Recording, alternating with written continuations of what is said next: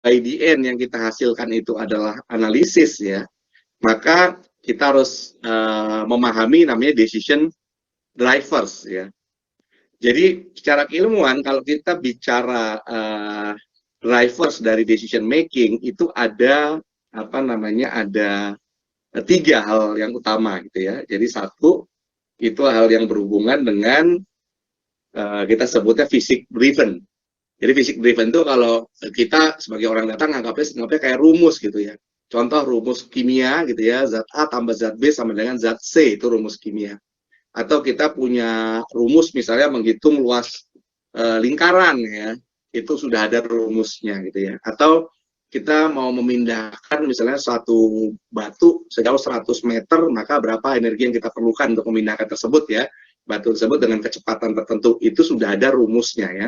Itu disebut physics driven. Nah, jadi kalau kita membuat sesuatu analisis, kita bisa satu, dia based on physics driven, itu yang pertama. Yang kedua, yang orang sering sebut sekarang itu adalah yang based on data driven gitu ya. Jadi data driven contohnya kita melibatkan machine learning ya kan, kita melibatkan statistik ya, kita melibatkan data analytics, termasuk kalau kita membuat sistem yang sifatnya black box gitu ya, itu masuk di data driven gitu ya. Untuk kita untuk memasukkan rumus ya, rumus kimia atau apapun ke dalam sistem kita tidak sulit gitu ya, karena kita bisa masukin aja rumusnya. Data juga saat ini menjadi tidak sulit ya, karena contoh misalnya machine learning mungkin yang 5 tahun lalu masih menjadi keilmuan yang agak sulit dipahami, sekarang ya hampir setiap orang yang belajar data pasti belajar machine learning gitu ya. Jadi ini menjadi sesuatu yang sangat mudah ya. Toolsnya dulu mungkin susah ya, mungkin sebagian harus coding atau sebagian kalau yang memang low code dia harus berbayar. Sekarang kita bisa manfaatkan tools-tools yang free ya dan advance gitu ya. Dulu data driven misalnya kita dibatasi oleh kemampuan akses data gitu ya. Misalnya contohnya, oke, saya familiar pakai Excel, maka Excel saya dibatasi hanya 1 juta row. Sekarang gimana caranya saya mau analisis misalnya sampai dengan 1 miliar row, tapi konsepnya mau pakai konsep Excel ya. Nah sekarang sudah muncul tools juga, nah toolsnya juga free juga ya, namanya adalah Row64. Jadi teman-teman bisa cari itu Row64 ya, itu adalah spreadsheetnya big data gitu ya. Jadi dia bisa proses data sampai ratusan juta sampai 1 miliar dengan speed itu sekitar 100 sampai mungkin 1000 kali lebih cepat daripada kalau kita menggunakan Excel ya untuk data yang besar ya. Dan toolsnya free gitu ya, ada free-nya, jadi teman-teman bisa lihat ya. Dan tools ini sebenarnya menggabungkan jadi data sama dia ditarik, dimasukkan ke data frame-nya diproses di GPU, prosesnya pakai apa? Dia pakai Python script, tapi Python script-nya sudah disediakan oleh si Row64 ini ya. Jadi kalau kita mau melakukan tinggal edit-edit dikit, atau mungkin kalau kita jago coding kita bisa coding sendiri, nggak bisa coding sama sekali ya tinggal pakai yang sudah disediakan ya, Row64 ya.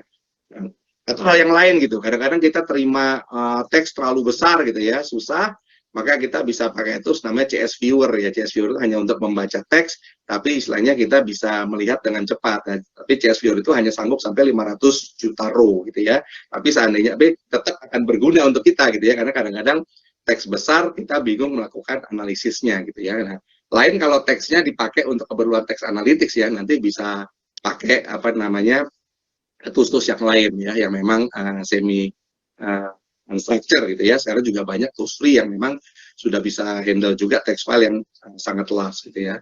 Oke, nah sekarang kita balik lagi ya ke sini. Nah, yang menjadi challenge buat kita adalah yang ketiga nih, knowledge driven gitu ya. Jadi knowledge driven itu contohnya apa sih? Contohnya gini misalnya. Contohnya ada dokter ya.